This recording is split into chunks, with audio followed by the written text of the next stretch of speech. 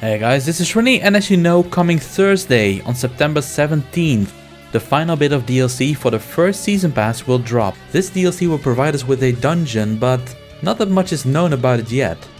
Or is it? In this video I will be talking about what we know and what we can expect from this dungeon. I will also go over what you can do to prepare for this dungeon, so let's jump right into it. Right, so what do we know?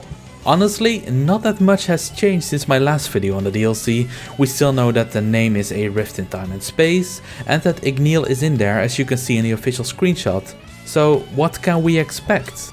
Well, on my previous video a very kind viewer commented that more DLC details have been leaked and sent me the link to the website. Now, while it does seem like a funky website, the information they had on the S-Rank Quest DLC, which was a previous DLC drop, was exactly the same as a public listing that it has after the release.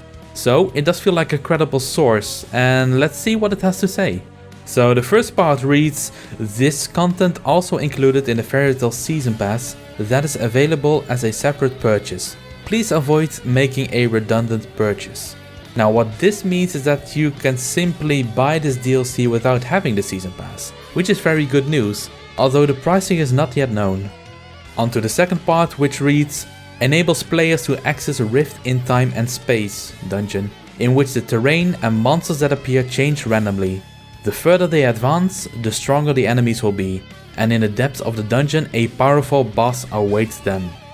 Right, so this is pretty much a randomized dungeon. I would assume that the different terrains will simply be the ones that we already know, so terrains that look like zones that we've already explored, filled with randomly picked sets of monsters to fight. And while I hope they do add new monsters, I actually doubt that they will. If anything, they might get a different color scheme.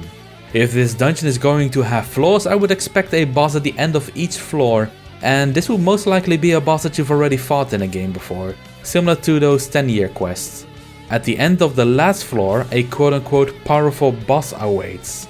Ho, what could this be? Well, they kind of already spoiled it for themselves, as the third part reads, boss event versus Igneel. Igneel appears as the final boss of the dungeon, triggering a corresponding battle and conversation events. Big boy Igneel will be the final boss of the dungeon, and alongside the battle it will also have things like conversation events. That might mean that he will say certain things depending on the party formation. He will definitely have something to say to Natsu, and I guess other good contenders for special dialogue will be the other Dragon Slayers. Right, so thinking about this dungeon, we will face monsters of any element, which means that all characters should be viable. In fact, the producer has stated in early interviews that he wanted to create an experience where people can play as their favorite characters of the anime. We can see this philosophy in the design, with the EXP share for example, magic chain combos being really powerful, and the use of the magic foundation to max out everyone's base stats. As such, I don't think it's worth putting characters in your team that you do not like. Just pick the ones that you enjoy the most, level them up as far as you can, and equip them with good Lacrima. But with that said, there are two characters that can have a very big impact on your team, however. You've got Wendy, who has the best buffs in the game and will make you do a lot more damage. If needed, she can also heal and revive. And then you've got Ichiya. No, I'm not joking, Ichiya is actually really good, but only if you've upgraded him to character rank 10, because at that rank he unlocks the skill Ichiya Virus. Ichiya Virus is a 3x3 grid attack, so it pretty much covers the whole area, that can completely shut down the whole enemy team. The defense reduction that he does makes him almost take twice as much damage, and there's a chance that he will infect all enemies with all status effects. This means that all the enemies will take damage over time, or won't be able to attack you, or will only be able to guard, which is really good to be honest. So let's talk about the final boss, Igneel. We know that he's a fire dragon, so by this logic, he should have the same strengths and weaknesses as the other fire dragon in the game, Atlas. Now as you can see, Atlas is not weak to any element, but he is resistant to fire damage. So with that in mind, you might think that, let's say, Natsu would be a terrible matchup for Igneel, right? Well, not really. So while Natsu does use flame element attacks and Igneel will take less damage from them, your main source of damage will come from the fairy magic chain attacks. During the fairy magic chain combo, all attacks will be super effective regardless of their element. As you can see in this clip, Natsu gets the super effective bonus during his chain attacks against Atlas, the dragon who is resistant to flame. So to summarize, it really does not matter which characters you will bring. Wendy and or Ichiya can be good choices to speed up the fights and make them even easier, but other than that, just pick your favorites. But make sure to increase their level and character ranks as far as you can. Again, you can use a magic foundation to reset characters back to level 1 and level them up with more base stats, and you can use a guild ledger to increase the character ranks. With the assumption that this dungeon is going to be unlocked during or after the epilogue story arc, I will be focusing on all available Lacrima. If you cannot create some of these Lacrima, you most likely haven't collected and handed in all of Blue's candies yet. I've added a link in the description to a guide where you can find all of those. As for the character specific Lacrima, some of them can only be obtained by winning a duel against that character. So, which Lacrima are the most useful? This really depends whether you've maxed out your base stats or not through the Magical Growth Foundation. If you haven't, I recommend you focus on the base stats first. And for that I recommend the following Lacrima. First we have Storm and Stress, or if you do not have this one unlocked, you can use a Wizard Core and Accelerator Core. These will increase your attack and speed base stats. Then we've got Fine Tuned, or if you do not have this one unlocked, Lucky Core and Protection Core. These will increase your luck and defense base stats. Third we have the character specific Lacrima, which will both offer base stats and a personal side effect, and this Lacrima is pretty much different for each character and I will go into more details about this later in the video. Then we've got Army of One. This Lacrima offers you a chance to have an extra turn after finishing your previous turn. And finally we have Sharp as a tack, which will regenerate MP, so mana points, based on the damage dealt. This means that you will never run out of mana. Now if you do have your base stats maxed out, you won't get any effect from Lacrima that add more to your base stats. 999 is the cap and no Lacrima can change that, not even the percentage ones. Buffs however do increase the stats beyond 999, so using Wendy as a buffer for example is a safe option. So what Lacrima are useful for this dungeon? Well, here you can find my top picks in their respective order. First we have Army of One. This is my absolute favorite Lacrima. Being able to attack twice in a row is a huge thing in turn-based RPGs, and you can really put the whole fight in your favor when this occurs. Second we have Sharp as a tack. This will recover MP according to the amount of damage that you've dealt. The downside of your strongest attacks is usually that they cost a lot of mana, but with this Lacrima you can keep spamming them over and over until the fight is done. Third we have Bold as Brass.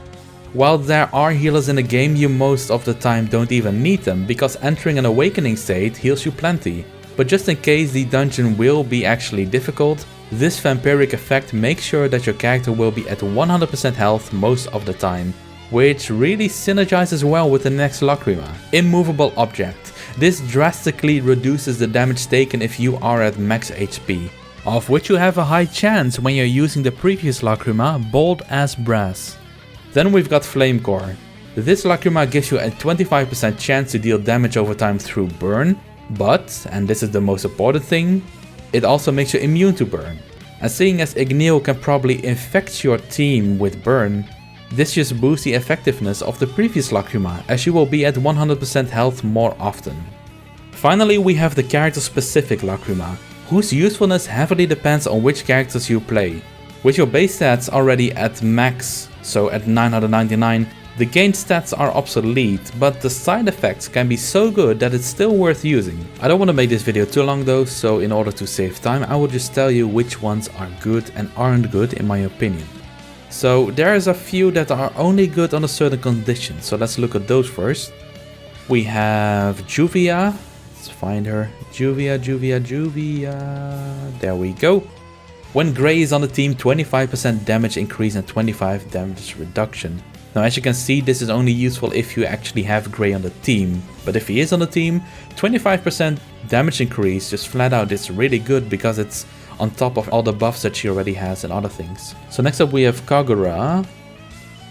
And the thing with Kagura is that she has a character rank buff that she can get, where she has a chance to counter the enemy. And this effect actually adds to the counter chance and also increases the damage from that. So that's actually really good if you build it that way. But in order to counter, she needs to be attacked. So if you have a team that just kills everything instantly, or are facing a boss that just does AoE attacks, she won't be directly attacked and you won't get much use out of this. But if you use her, you may as well consider using this one at least. And finally we have Rogue. Where is he? Increases damage dealt by 30% if Sting is on the team. And a 30% damage buff is a lot, it's really good. So to summarize, the character based Lacrima for Wendy, Juvia, Kagura and Rogue are useful under certain conditions. And for whether the other Lacrima are useful, we are going to use our sexy assistant. Jotaro-san, would you recommend the character specific Lacrima for the characters shown on screen? No. Okay, but what about Natsu, Grey and Wendy? Yes. Thanks Jotaro-san, you've been very helpful. Am I overestimating this dungeon in terms of difficulty with all this preparation? I most likely am. So there's a big chance that you don't even need to do all these things to be able to clear it on the highest difficulty. But on the other hand, this is the first post-game dungeon that we have, and it is supposedly the hardest content so far. So if there's something to prepare for in this game, it should be for this. So with all of that said, my team for the first clear will be Natsu, simply because I want to see what his conversation with Ignil will be like. Erza, there's no explanation needed for Erza, she's just the best girl, hands down.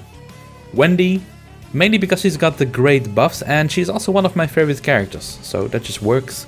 Jalal, simply because he has the best looking attacks in the game and he has a unison rate with Erza. Finally, Gildarts. He's another favorite character of mine and since I've got this last season DLC costume, I want to use him more. They will all be using the Lacrima I recommended earlier in the video and Natsu and Wendy will be using their character specific Lacrima instead of the Flame Core. So, now that you know my team, I want to know about your team. What characters will you be using and why? Please let me know in the comments down below.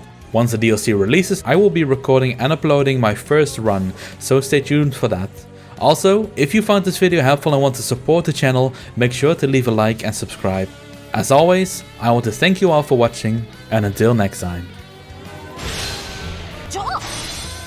私のとっておきを見せてやろう。やれやれ、ほどほどにしてくれよ。俺の服どこ行った？やれやれ、ほどほどにしてくれよ。待てい。